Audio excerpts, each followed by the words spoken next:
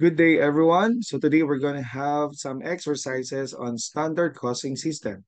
Again, this is just a review because we're done with the lectures on standard costing system. So there will be theories and problems to be answered in this video. So let's start with recalling the formula for materials variances. So it could be materials price variance or materials quantity variance. The formula for materials price variance would be the difference in the price multiplied by your actual quantity. And then for materials quantity variance, the formula would be the difference in the quantity times your standard price. Remember, for your materials price variance, there are two instances. So it could be computed at the time of purchase or it could be computed at the time of issuance. So when you are asked for materials purchase price variance or at the time of purchase, the actual quantity here actually refers the actual quantity refers to the actual quantity purchased. When you are asked for the materials price variance at the time of issuance, the actual quantity here will be now the actual quantity used. So that's the time that the actual quantity used here in this formula would be the same with the actual quantity inside this formula. But when the problem is silent, remember, we will be making use of the materials price variance at the time of purchase. Because according to the standard costing system, we have to recognize the variances at the earliest time possible.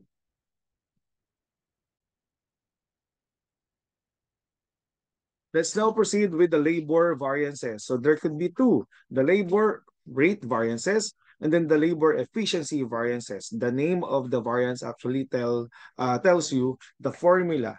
So it's either labor rate variance or labor efficiency variance. So if it is labor rate variance, the difference in the rate, you have to multiply with the actual hours.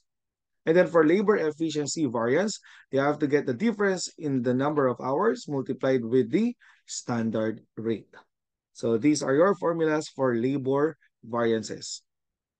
And then for overhead variances, we will be having some examples on the one-way, two-way, three-way, and four-way overhead variance analysis. Okay, so remember the actual, BAA, BASH, and applied. So what does it mean again? So your actual is actually in the problems, normally you are given with the actual fixed overhead and then the actual variable overhead. BAA stands for the budget allowed based on actual hours.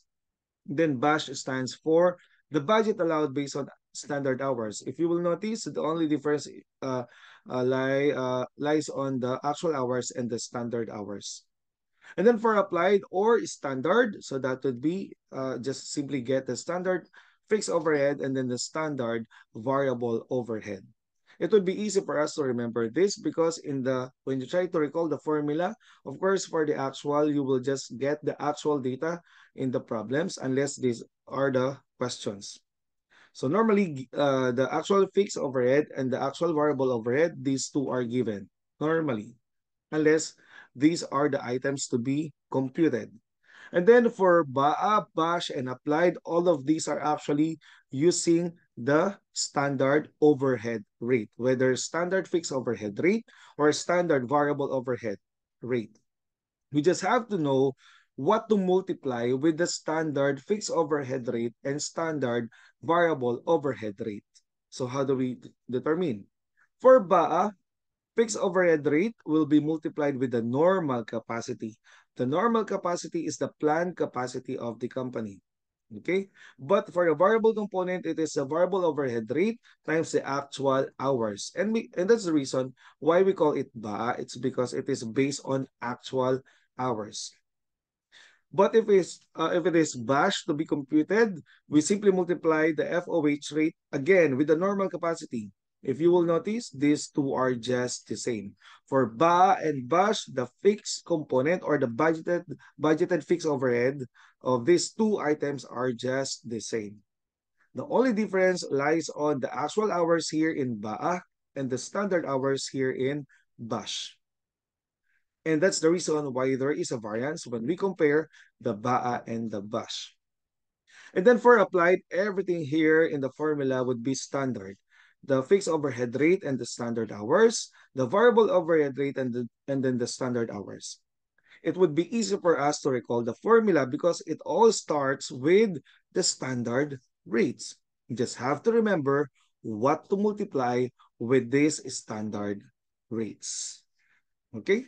So let's try to recall what we have learned in the overhead variance analysis involving the one-way, two-way, three-way, four-way overhead variance analysis. And remember, the number before the word way will tell you how many variances are there. In just a single diagram, we will be showing all the overhead variances. So when we are asked to compute for the total overhead variance, we are actually asked to do the one-way overhead variance analysis. So simply compare the actual and the applied or the actual and the standard. So normally you just have to get the actual fixed overhead and the actual variable overhead in a given.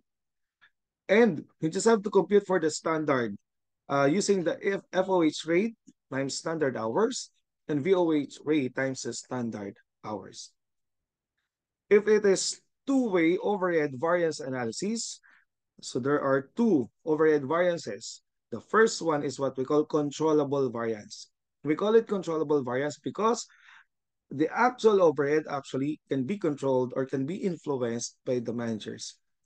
In the BAA formula, the only item here that can be influenced by the manager would be the actual hours. But still, there is an item that can be influenced, therefore still controllable. But with the BASH, the FOH rate, VOH rate, the standard hours, and even the normal capacity in that particular period, these four are non-controllable. So therefore, when you are asked for controllable variance, simply get the difference between your actual and your BASH. So get the total actual overhead, get the total BASH, the budget allowed based on standard hours, and then compare. The difference would be controllable variance. Whenever the amount from your left is greater than the amount to your right, that would result to unfavorable variance. But if the amount on the left side is less than the amount on the right side, that would give you favorable variance. The clue again here is whenever the actual cost is greater than the standard, so that means it is unfavorable. But whenever an actual is less than the standard, that is favorable. So let's continue. So we now have here controllable variance. So the other side would be the non-controllable overhead variance. So when you are asked for the non-controllable overhead variance, just compare your BASH and your applied. Okay? So same diagram we are going to use for the three-way overhead variance analysis. But this time, we just have to divide using all these four. The first one is what we call spending variance. We just compare the actual and the BAA. And at the middle, the only difference here lies on the number of hours. And this is still efficiency variance. Remember in your labor, whenever there is difference in the labor hours, actual hours, and the standard hours, we just call it labor efficiency variance. So here, since we only have a difference on the number of hours, and this is overhead, so we just call it overhead efficiency variance. And then finally, on the right side, when we compare BASH and applied, this is what we call volume variance. But why do we call it volume variance? If you look at the formula for BASH and applied, everything is the same except for the normal capacity and the standard hours. Remember, normal capacity is based on the planned level of activity, but the standard hours is based on the actual level of activity.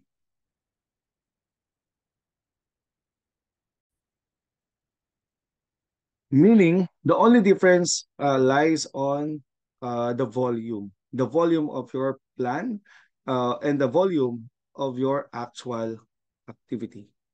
That's why we call it volume variance, because that's the source of the variance or difference. All right. So the clue here is whenever we are asked for the variances, we have your S, We have here E and V.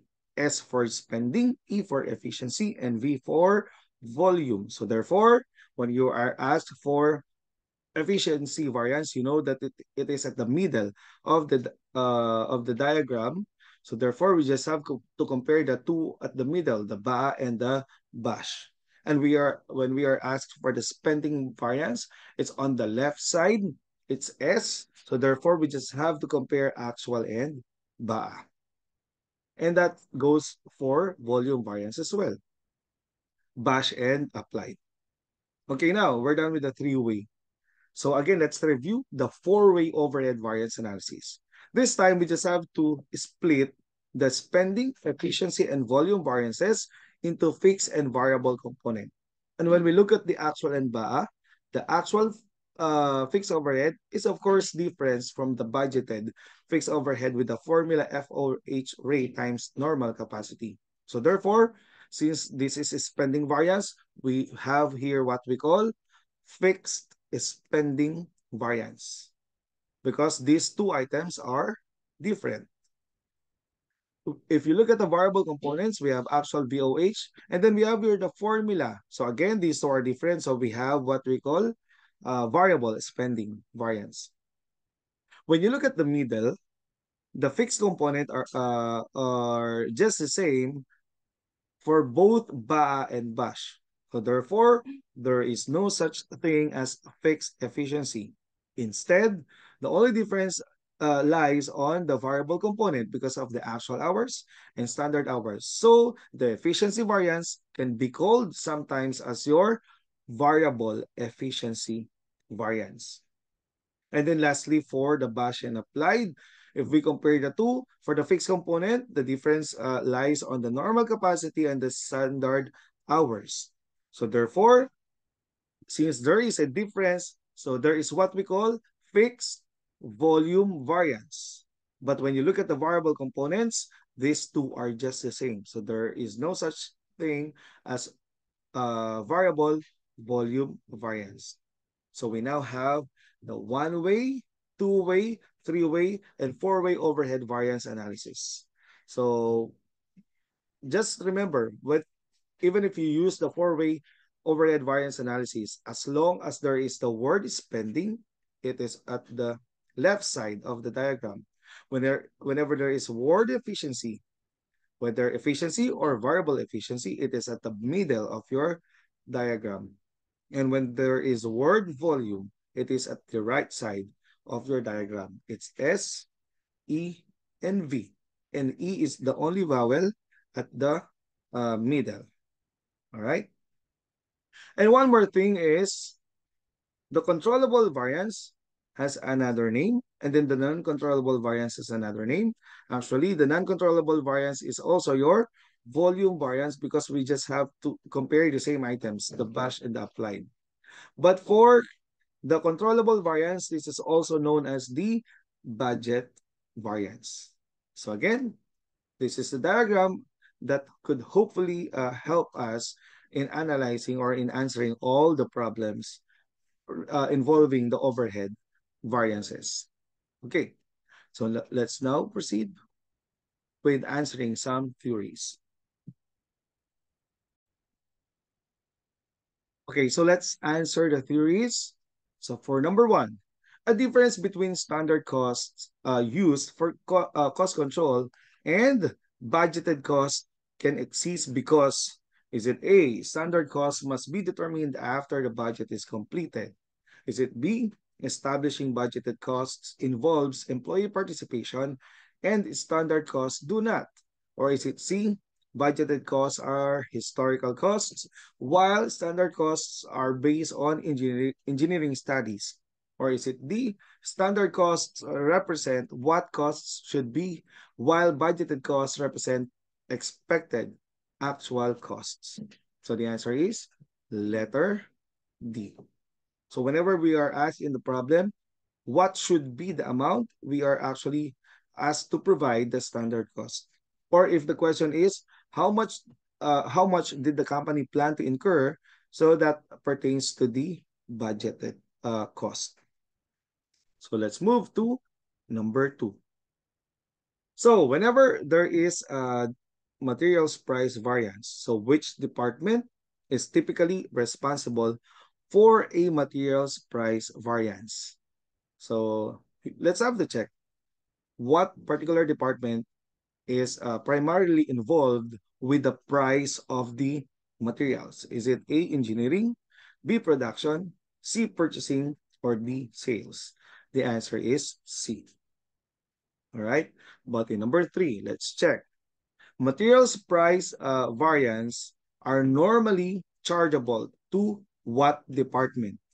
Is it A, production department, B, purchase and acquisition, C, storage, D, quality assessment? The only options here are actually A or B, but the answer is A. The materials price variance may be the responsibility of the purchasing department or purchase and acquisition department, but these are still chargeable to the production department. Okay, so let's continue with number four. Under standard cost system, the materials efficiency variances are the responsibility of. So whenever there is efficiency variances, it is actually with the quantity. So materials quantity variance, is it the this is the responsibility of what? Is it A, production and industrial engineering, B, purchasing and industrial engineering, C, purchasing and sales, D, sales and industrial engineering? So, with the usage of the materials, that is the responsibility of A, production and industrial engineering. So let's move to number five. Which of the following people is most likely responsible for unfavorable variable overhead efficiency variance? So what would be your answer? Is it A, production supervisor, B, accountant, C, supplier, or D, purchasing agent? So whenever there is issue with the quantity or with the efficiency, that is actually the responsibility of production supervisor or production manager or production people. Okay, so let's move to number six. Which variances is least likely to be affected by hiring workers with less skills and than those already working? Normally, if less skills, that would lead to more usage of materials and also longer time to work. So A is affected, B is affected. And that would also result to possible efficiency variances. Therefore, the answer here is letter C. It has nothing to do or almost nothing to do with materials price variance. Okay, so let's have number seven. A debit balance in the materials usage variance indicates that D. So whenever there is a debit balance of any of the variances, if it if this is debit, right? Okay, so whenever there is a debit balance, that is actually for unfavorable variances. But if the balance of the variances is on the credit side, this actually indicates favorable variances. So in our case, if there is debit balance in the materials usage variance, meaning more quantity are used, uh, more quantity of materials are actually used than the standard. So what would be your answer? It's letter C. Actual quantity used is higher than the standard quantity allowed. And these debit and credit balances apply to both materials, labor, and overhead variances. Okay? So, design. Which scenario would least likely cause a materials usage variance that is unfavorable? So if there is unfavorable materials usage variance, meaning you use more of the materials, but which scenario would least likely cause this one? Is it A, materials do not meet the desired specification? Is it B, properly maintained production machinery?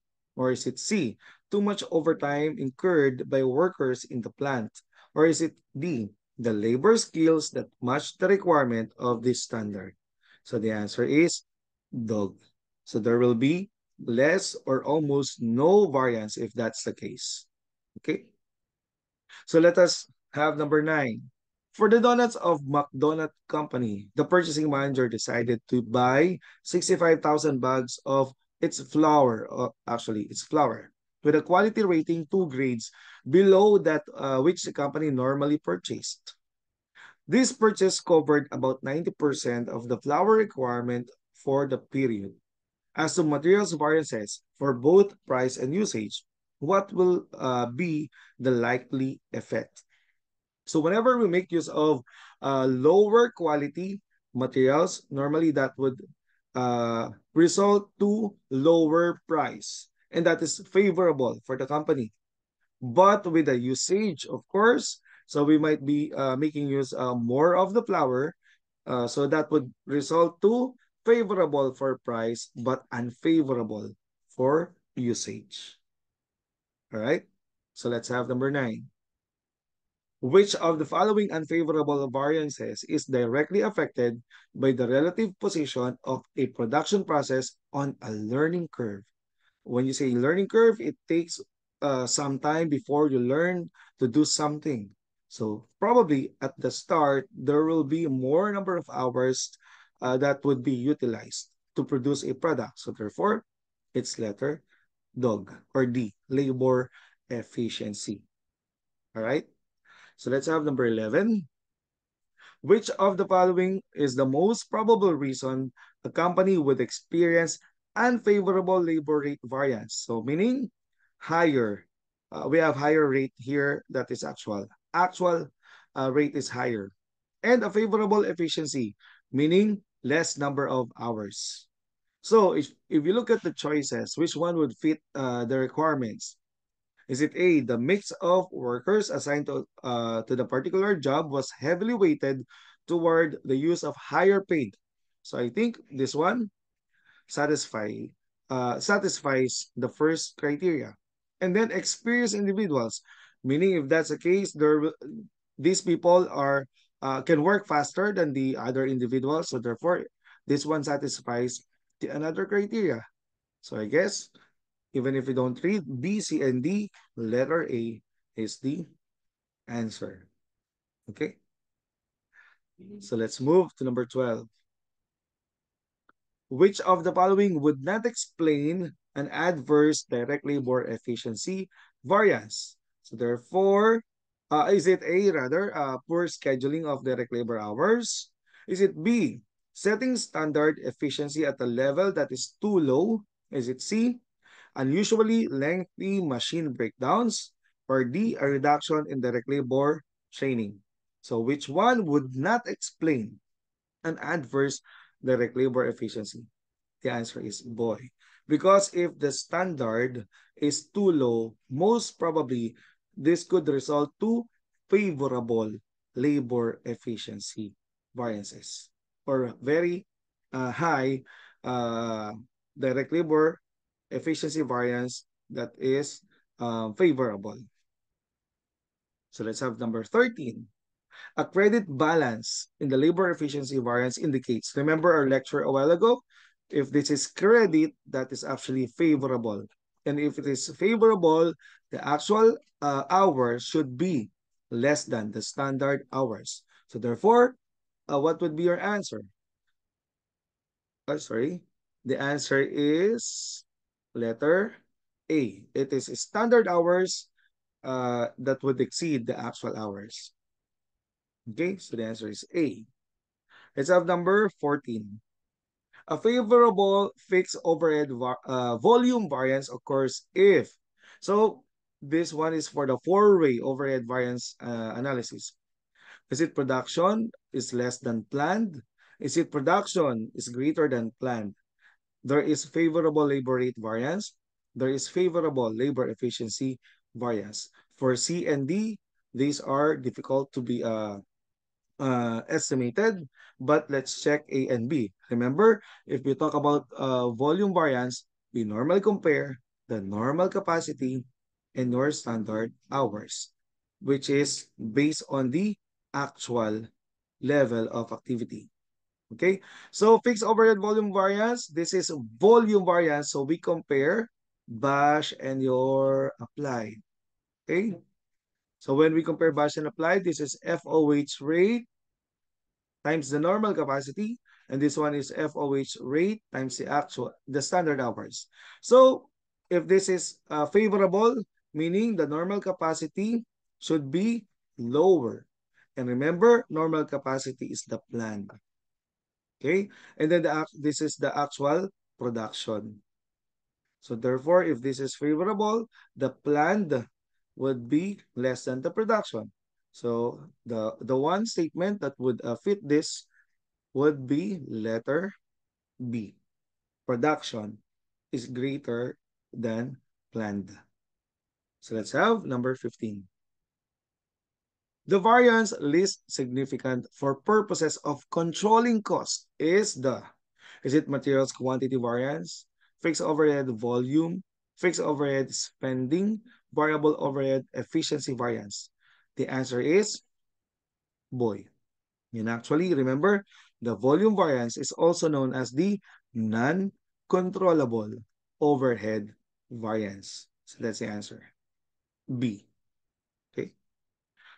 The variance most useful in evaluating plant utilization, meaning it's more on trying to utilize the capacity.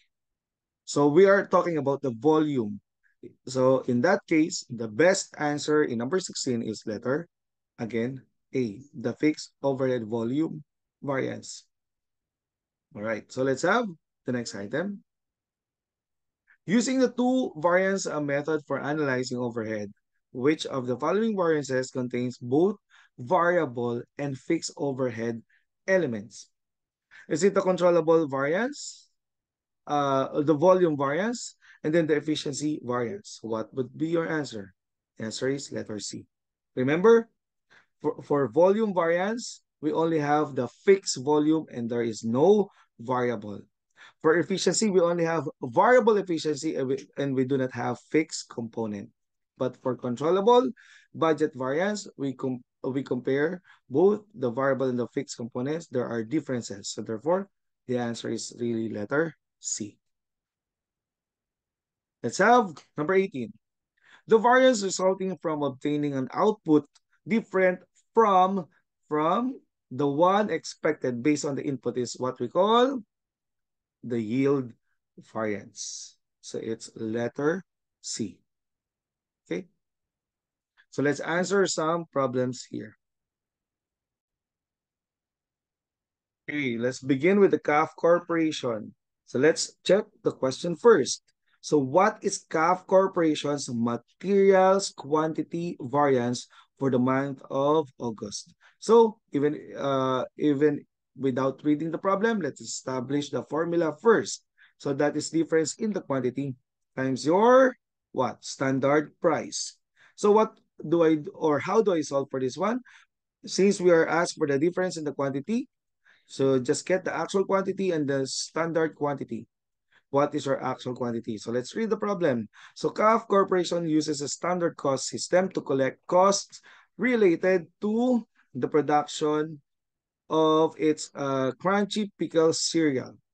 The pickle or the material standards for each batch of cereal produced are 1.5 pounds of pickles at standard cost of 3 per pound. Okay, so from here we know already the standard. So from here we can actually compute for the standard quantity. Remember, if we are asked for the standard quantity, we need to find the actual level of output. So during the month of August, CAF Corporation purchased 98,000 pounds of pickles at a total cost of 253,500. CAF Corporation used all these pickles to produce 60,000 batches of cereal. So this is your actual output. So therefore, for the standard quantity, you just have to multiply 60,000 batches with the requirement of 1.5 pounds of pickles. So that would result to 90,000 of your standard quantity. But for your actual quantity, it was mentioned here that the 98,000 purchased were all used. So that's 98,000. So the difference in the price is 8,000. And we will multiply it with the standard price, which is 3 per pound. So the answer here is 24,000 pesos. But is it F or U, favorable or unfavorable? Since actual quantity is greater than the standard quantity, therefore this is unfavorable. So the answer is letter B. Okay? So let's answer the next one. So let's look at the question first. The standard quantity of materials allowed for the month is, so we are only asked for the standard quantity. So the Steel Tea Corporation uses standard costing. Actual quantity of direct materials used for the month is 23,500. The standard price of direct materials is 2 per pound. There is unfavorable materials quantity variance of 1,000. So we are asked for the standard quantity.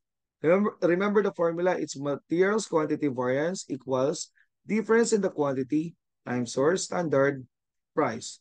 And that would be equal to 1,000, which is unfavorable.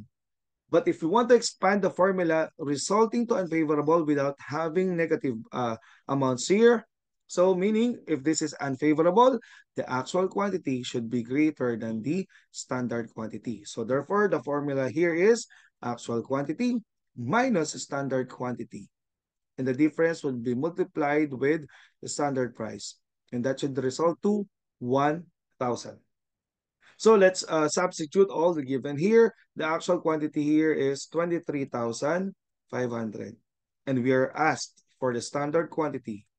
And then the difference multiplied with the standard price of 2, and that is equal to 1,000. So therefore, 23,500 minus the standard quantity equals 500. That is 1,000 divided by 2. And finally, your standard quantity is 23,500 minus 500. So that is 23,000 pounds. So the answer is letter A. Okay. So let's have the next one. We are asked this time for the standard price for 1 unit of raw material. Okay. So what do we have here? Gary Incorporated uses a standard costing system since its business inception. So we have here 2 units of raw materials are required to make 1 unit of unit of the finished product. So the standard costing allowed for material was 90,000. So in July 2023, the firm produced 18,000 units. And an unfavorable quantity variance is determined at 3,750. So we are only asked for the standard price.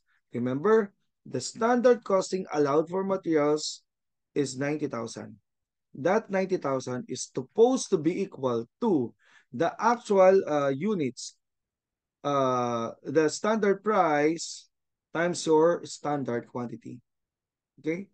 So the standard price here is how much? That is the question. But the standard quantity here is, how do we compute for the standard quantity? Remember, if we are asked for the standard quantity, we always look at the actual level of activity, which is 18,000.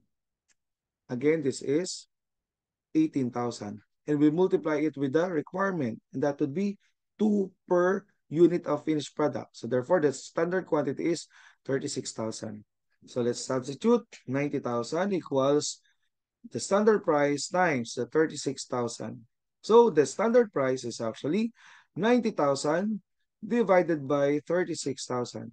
So that would give you 2.50. So the answer is boy or B. Okay?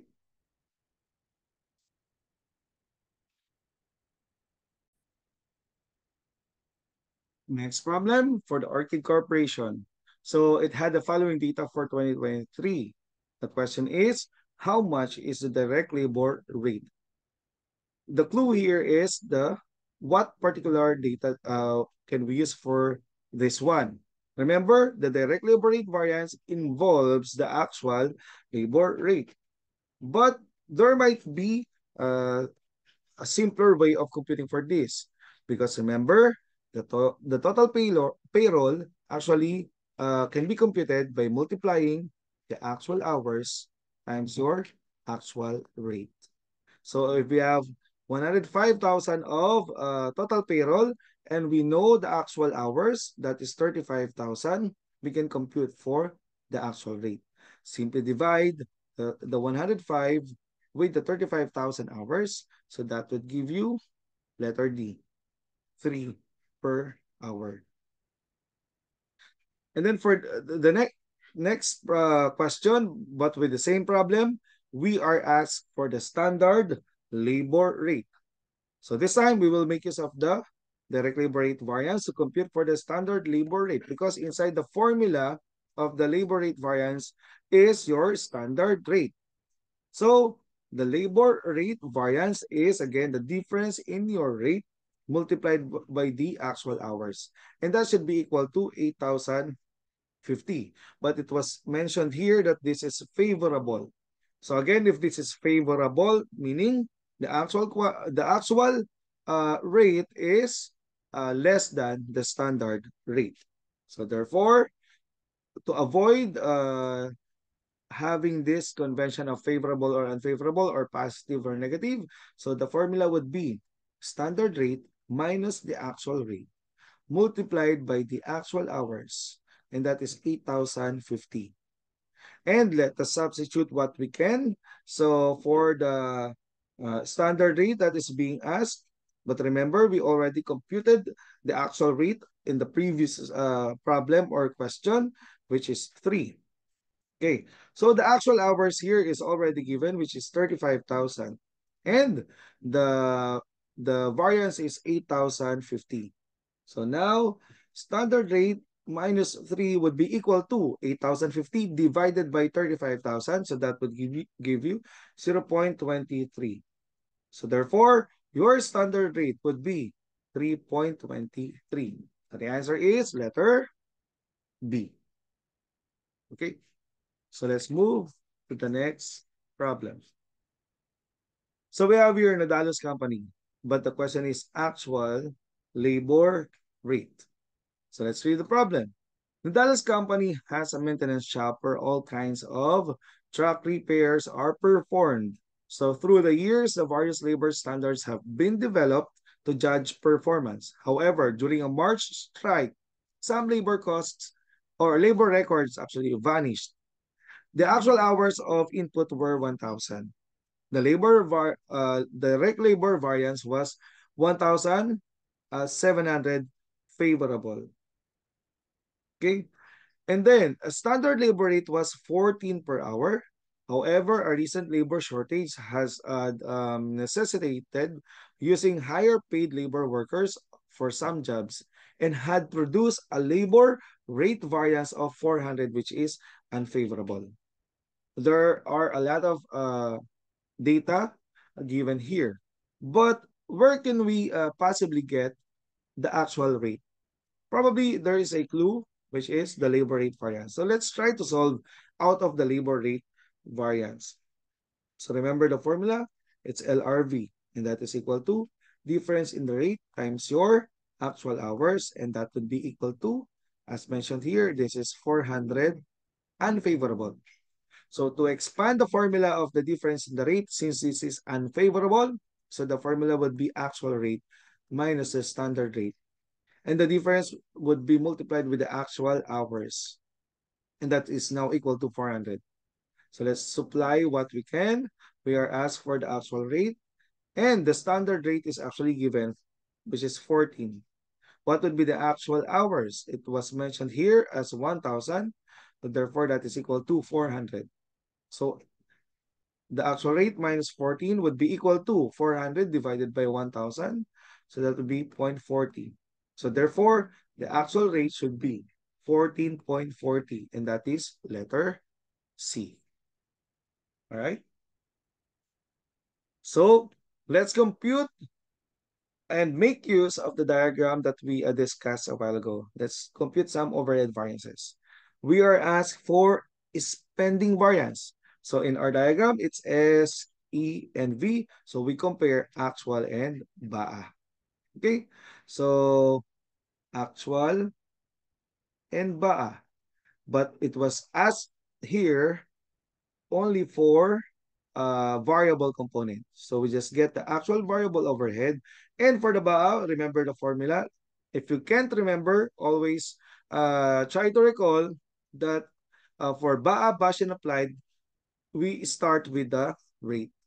Okay, so it's VOH rate. What do we multiply? Since this is BAA, we multiply with the actual hours. So what is our actual variable overhead? It was given here. The variable overhead is 29,950. And then the variable overhead rate is given. It is 2.50 per hour. And what is your actual hours? That is 8,800. So if you multiply 2.5 by 8,800, so that would give you 22,000. Then get the difference. The difference is 7,950. And that is F or U.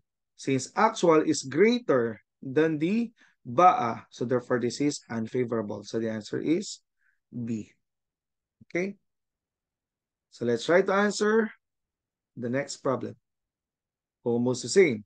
But we are asked for the controllable variance. Controllable, we compare actual and your BAA. Okay? For actual, since we are asked for controllable, meaning that would involve the actual FOH and the actual VOH. And then for BAA, always start with the formula. That's FOH rate. And then for the variable component, that is VOH rate. And then just recall what to multiply. Since this is budget, we multiply normal capacity. Since this is VOH rate, we multiply the actual hours. By the way, see, my apologies on this one. This should be bash. Okay? So this should be standard hours because we are asked for the controllable variance. Okay? So apologies for that. And then for actual, so let's get actual fixed overhead is 42,300. And then for actual variable overhead, it's 29,950.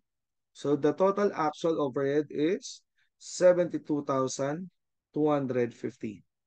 And then for BASH, what is the FOH rate? So what do we have here? It's 3. Okay? So 3 times. The normal capacity is 11,990 hours because this is what the company planned for. So times 11,990. So the FOH component amounted to 35,970. How about for the variable component? The VOH rate is 2.5. And what is our standard hours? For standard hours, we just have to get the actual level of activity. For the standard hours, what is the actual level? So actual units produced is 4,400. So 4,400, we multiply it with the requirement. How many hours do we need per unit? It's 2.2. So multiply it by 2.2. How many hours do we have here? It's 9,680. So therefore, the standard hours is 9,680 and we have to multiply it with 2.5. So the answer here is 24,200. So the total bash is now 60,170. And if we compare the two, the difference is 12,080. And actual is greater, so therefore this is unfavorable. So the answer is boy.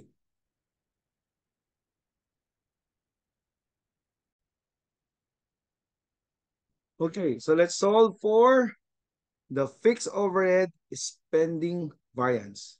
So remember, if this is FSV, so this is still spending. It is at the left part of the diagram. So we compare actual and your BAA, but only the fixed component. Okay, so we have your actual fixed overhead in this one. FOH rate. What do we multiply? The normal capacity. Okay. So actual FOH is 575,000. Okay. What is your FOH rate? So let's read the problem. So Franklin Glass Works production budget for the year ended November 30 was based on 200,000 units rather. So each unit requires 2 hours or 2 standard hours of labor for completion. Total overhead was budgeted at 900,000 for the year. And the fixed overhead rate was estimated to be 3 per unit. Okay? So the overhead rate is expressed in terms of per unit, not per hour. So just be careful with the unit of measurement. So it says here that both fixed and variable overhead are assigned to the product based on direct labor hours. Okay. So the actual data for the year ended November 30 are presented as follows. So what would be your FOH rate here? So to get your FOH rate, remember, the FOH rate was said to be 3 per unit. Okay? So how can we convert that in the number of hours? So we multiply it with 1 unit with 2 hours. So the answer is 1.5 or 150 per hour. So that is your FOH rate. So the FOH rate is 1.50. And what is your normal capacity? The normal capacity is 200 units. But remember, for every unit, you are required to have or to utilize 2 hours. So therefore, for the normal capacity, it's 200,000 units times 2 hours. So therefore, the normal capacity is 400,000 hours. So that is 1.5 times 400,000. That gives us 600,000 pesos. So if we compare actual and BAA, the difference is 25,000. Since actual is less than the BAA, therefore this is favorable. So the answer is letter C. Actually, for this part, for the BAA, we can simply make use of the 3 pesos per unit of FOH rate and multiply it with the normal capacity of 200,000 units. And that would still give you the same answer of 600,000 for the BAA. Okay? So just make sure that you're consistent with the units of measurement to avoid errors in computation. So let's have the next one. We are asked for the fixed overhead for the variable overhead efficiency variance. This is efficiency. This is at the middle of your diagram. So therefore, we compare BAA and your BASH. Okay? So, what's the formula? That is the VOH rate for both BAA and BASH. But what do we multiply? With the BAA, it is the actual hours. What do we multiply with the BASH? The standard hours. So what is your VOH rate? So it was mentioned that the overhead rate is actually, for the FOH rate, that is actually 3 per unit. But the budgeted overhead is 900,000. So therefore, if you want to compute for the VOH rate, how do we compute for the VOH rate? VOH rate would be the 900,000 for the total variable, for the total overhead. We are going to remove the fixed component, which is 3 per unit times the number of units of 200,000. Okay? So divided by 200,000 units. So therefore, the variable overhead rate is equal to 1.50 per unit. But if we want, again, to express into number of hours, we just have to multiply this with 1 unit requiring 2 hours. So that would give you 0.75 per hour of your variable overhead rate. Again, we can make use of the 1.5 per unit or the 0.75 per hour, but make sure that you multiply with the same or with consistent unit of measurement. So the VOH rate here is 0.75. And then the actual hours is 440,000. And then the VOH rate again is 0.75. But the standard hours is, remember, we look at the actual unit of production and multiply it by the requirement of 2. So that is actually 396,000. So let's now compute how much is the variable component of BAA. So 0.75 of 440,000 is 330,000. But for your BASH, 0.75 of 396,000, that is 297,000. So get the difference now. The difference is 33,000. But since your left side of the diagram, which is BA, is greater, so therefore this is unfavorable. So the answer is B. 33,000 unfavorable. Okay. So let's compute for the next one. We have here the factory overhead volume variance for 2023 for Sapias Incorporated. Okay. So again, without reading the entire problem, we are asked for the volume variance. So we will just compare the BASH and the applied. But remember, if this is volume variance, we don't need to include the variable component. Because whether this is volume variance or the fixed volume variance, the answer will be the same. So for BASH, we are looking for the fixed component. So FOH rate. Start the same with the applied FOH rate. But what do we multiply? Remember, for fixed component, we always multiply the normal capacity if we are using the budget or the BASH. And then for applied, we multiply with the standard hours. What is the FOH rate? So let's try to check.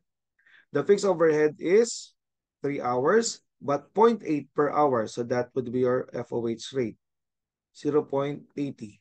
But what is your normal capacity? It was mentioned here that this is based on 10,000 hours. So multiply it with 10,000. So your BASH and the fixed component of your BASH is amounting to 8,000. But for the applied one, so we have 0.8 for the FOH rate and multiply it with the standard hours. Again, for the standard hours, we always look at the actual units. So we have 2,500 units. So it's 2,500 units multiply with the requirement.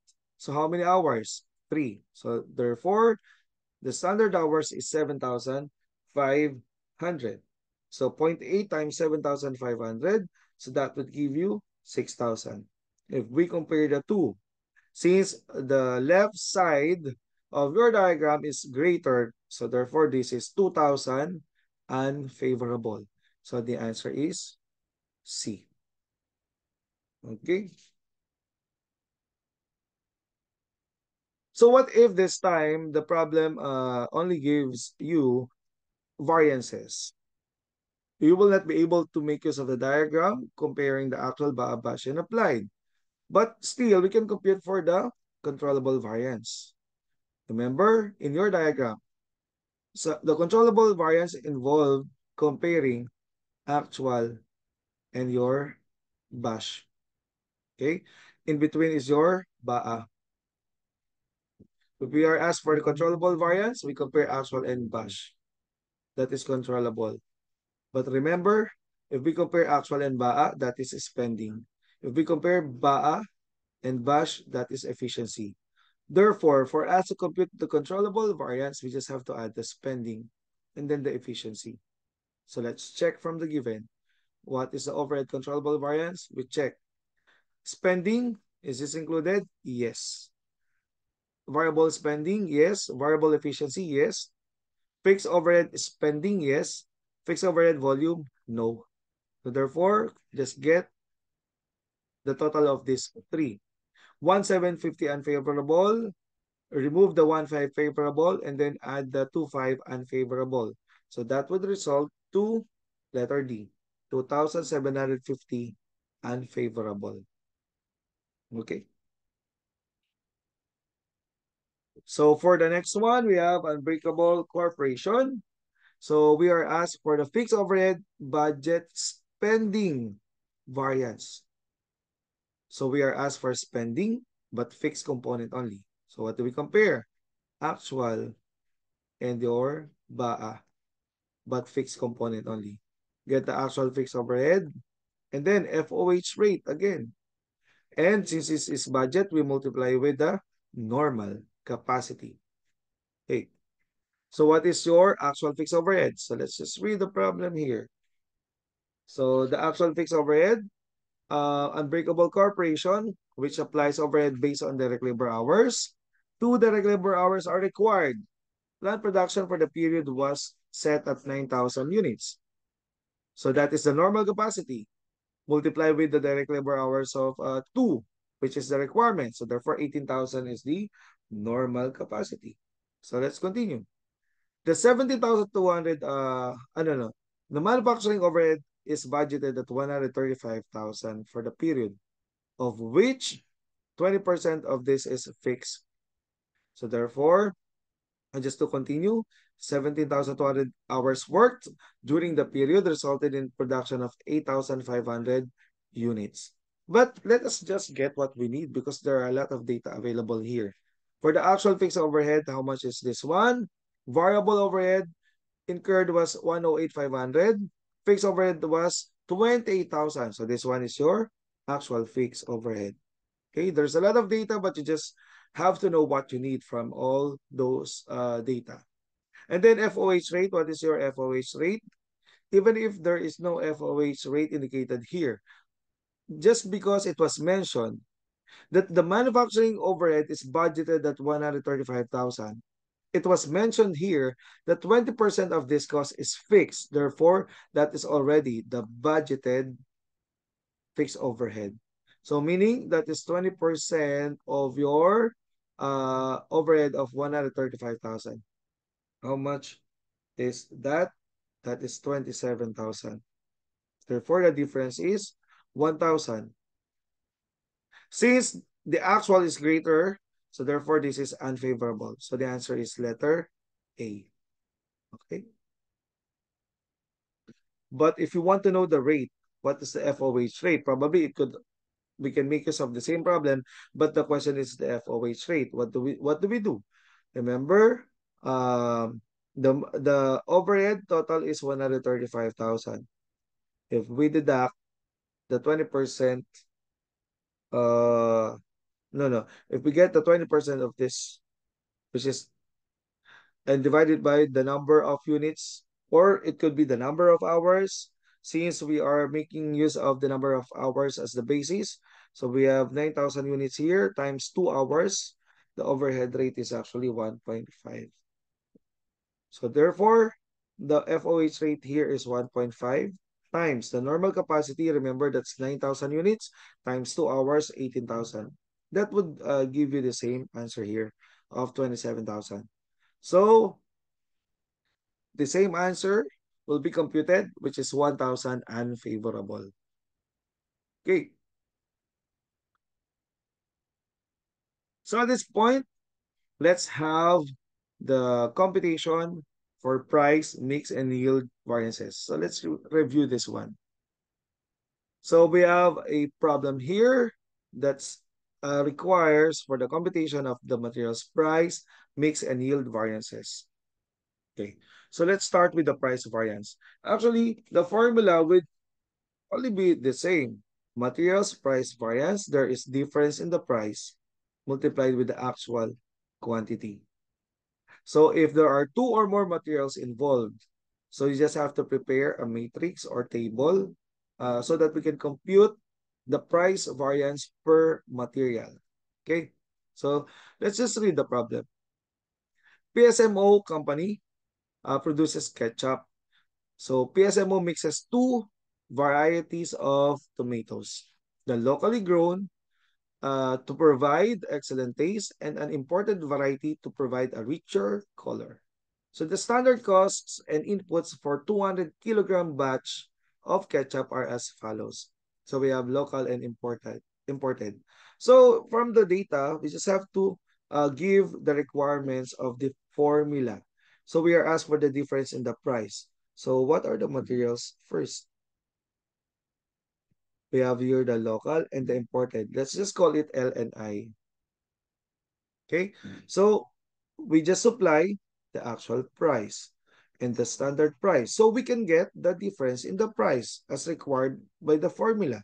And then multiply the actual quantity per material that we used or purchased. So therefore, we can now resolve to materials price variance. What's the actual price for the local? So we have here actual cost of 0.65 and 0.95 for imported. For the standard price, we have 0.75 and 0.90. Okay. So to compute for the difference in the price for local, 0.65 and 0.75, that is 0.10. For the imported, 0.95 and zero point 0.9, that is 0.05. Okay. So the actual quantity here is the actual quantity purchased, but it was mentioned that this is the same with the quantity used. So therefore, the quantity here is 21,000 for local and then 14,000 for imported. Okay? But if ever that the quantities purchased are different from the quantities used, we are going to make use of the quantities purchased. So now let's continue computing. So 0.10 times the 21,000, that is 2,100. Oops, sorry.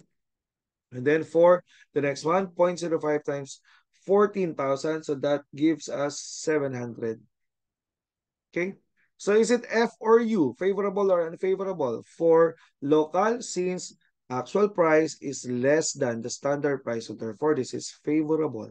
But for imported, this is greater than the standard price, so this is unfavorable. Therefore, your materials price variance would be 1,400, but these are all favorable. Okay, so that's the materials price variance for this problem. So now let's compute for the materials mix variance.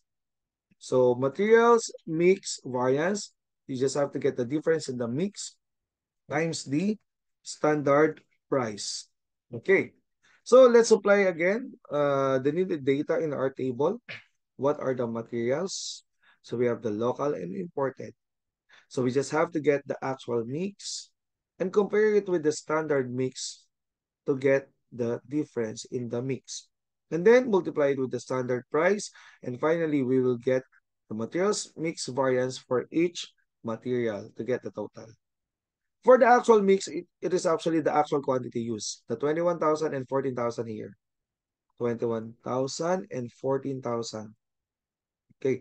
And then the total is 35,000. Remember in our procedure, we just have to copy the 35,000 here in the standard mix. And we have to distribute the 35,000 according to the standard mix of 200 to 100 for local and imported respectively. So meaning the total is 300.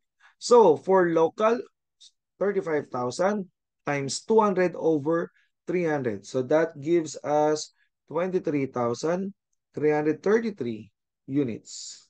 Okay. So there are actually some decimal places, 0.33. And then for imported, 35,000 times 100 over 300. So that would give us 11,666.66 and so on, or 0.67. So the difference in the mix, we just have to compare actual mix and the standard mix. So 21,000 against 23,333.33. So that gives us 2,333.33. And then for imported, the same, 2,333.33. Okay. Now, what's the standard price for local? It is 0.75. For imported, it is 0.90. So now let's multiply the two. The 2,333.33 times 0.75, that gives us 1,750. 1,750, and that is favorable or unfavorable? Compare. Actual mix is less than the standard mix, so this is favorable. But for the imported tomatoes, so 2,333.33 times 0.90. So that gives us 2,100 unfavorable because the actual mix is greater than the standard mix. So we now get the total. So 2,100 of unfavorable less the 1,750 of favorable. That gives us 350 unfavorable. So that's the answer in the materials mix variance. Okay, so let's solve the last one, the yield variances.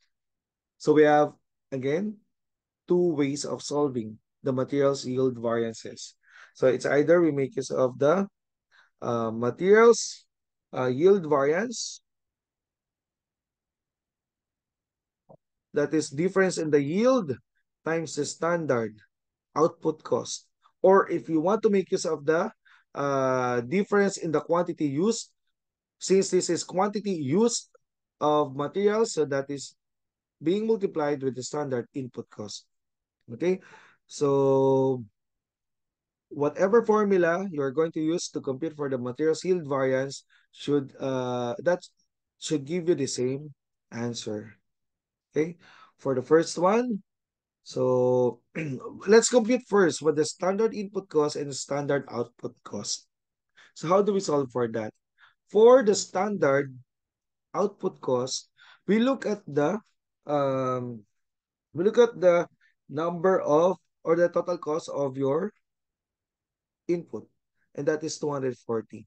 But we look at the quantity of your output because this is a standard output cost. So how many kilograms do we produce for this amount of materials? It's 200. So therefore, the standard output cost is how much? 1.20. But for the standard input cost, let's solve it here. The standard input cost, we are going to make use of the same cost. But this time, we are going to account for the quantity of materials used. And that is 300 kilograms. Okay? So therefore, what is our standard input cost? Input cost, that is 0.80 per kilogram. Again, for the standard output cost, we use the number of units or kilograms as of your output as denominator. But if we make use of the standard input cost, we make use of the number of units or kilograms of the inputs. Okay, so let's try to solve for materials yield variance now. So what is your actual yield? What is your standard yield? Your actual yield is how many kilograms? It says here that you produced 110 batches. And for every batch, we have 200 kilograms of your ketchup. So all in all, the actual yield is 22,000 kilograms. But the standard yield is how much? Remember, we make use of the 35,000 units or kilograms of your tomatoes. And if you make use of that, the number of kilograms or the number or the amount of ketchup that should be produced would be how much? That is 35,000 times 200 output over 300 input. So therefore, the standard yield is actually how many? 23,333.33. So the difference in the yield is 1,333.33. Since we are making use of the yield, we multiply it with the standard output cost. And the standard output cost is 1.20 as computed here. So the materials yield variance is 1,600. Is it favorable or unfavorable? Since we expected 23,333.33 units, but we only produced 22,000, this is unfavorable. So let's try to solve for the materials yield variance, but this time using the inputs. So what would be your actual quantity and standard quantity? Okay, the actual quantity used is 35,000. But what is the standard quantity? So if we produce 22,000 units or kilograms, we have to make use of how many quantity? So remember, we use 300 for every 200 kilograms produced. Therefore, the standard quantity is 33,000. So the difference in the quantity used and the standard quantity is 2,000. And multiply it with the standard input cost because we are referring to the inputs of 0.80. The answer is 1,600. And again, we expected to use 33,000, but we actually use more units of tomatoes. So therefore, this is unfavorable. So whichever formula that you use, you should be computing the same answer. Okay, 1,600 unfavorable for materials yield variance. Okay, so with that, thank you very much for watching this video. And hopefully you could watch more videos or pertaining to review on management services or in strategic cost management. Thank you.